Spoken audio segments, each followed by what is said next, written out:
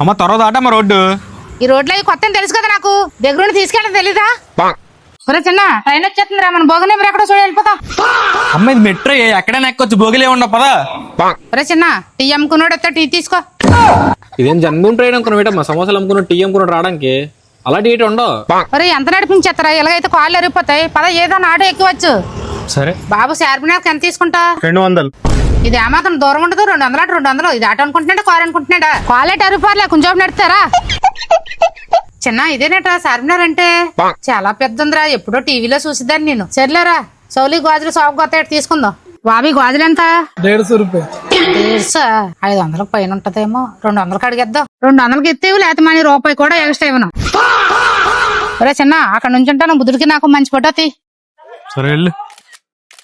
Okay okay అమ్మ, నాకు కూడా తీయమ్మా మంచి ఫోటో. ఇదిగో అయిపోయింది. ఈ జనాలు ఈ గందరగోళం ఏటో, నేను ఒక్కరోజే ఉండలేకపోయినరా. ఈ జాబులని ఇవని ఎలా బతుకుతున్నారు ఏటో. బరువు అనుకుంటే బరువు, సులువు అనుకుంటే సులువు, బ్రతుకెలా ఉండాలో నువ్వే తేల్చుకో. అందుకే అమ్మ కోచింగ్ లో మానేసి ఇంటికి వచ్చేద్దాం అనుకుంటున్నాను నేను. ఎదవాలాసన చేయకు, మూసుకొని చదువుకో.